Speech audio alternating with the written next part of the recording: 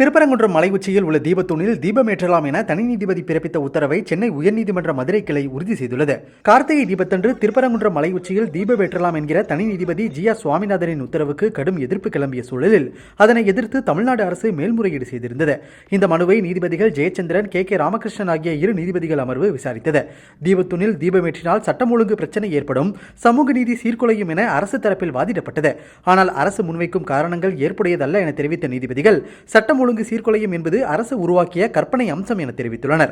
தர்காவுக்கு அருகே உள்ள கல்தூணில் தீபம் ஏற்றுவதற்கு ஆகம விதிகளில் இடம் இல்லை என்பதற்கான ஆதாரங்களை மாநில அரசும் தர்கா தரப்பிலும் சமர்ப்பிக்க தவறிவிட்டதாகவும் நீதிபதிகள் கூறினர். அரசியல் நோக்கங்களை நிறைவேற்ற எந்த ஒரு அரசும் இந்த அளவிற்கு தாழ்ந்துவிடக் கூடாது என நீதிபதிகள் கருத்து தெரிவித்துள்ளனர். தீபமேற்றும் நிகழ்வின் போது கோயில் நிர்வாகத்துடன் செல்ல மக்களுக்கு அனுமதி இல்லை என தெரிவித்ததோடு தீபமேற்றும் இடத்தை தர்காவிற்கு இடையூறு ஏற்படாத வகையில் மாற்றுவது குறித்து பரிசீலனை செய்யலாம் எனவும் நீதிபதிகள் அறிவுறுத்தியுள்ளனர். இந்த தீர்ப்பை அண்ணாமலை உள்ளிட்ட பாஜக தலைவர்கள் வரவேற்றுள்ளனர்.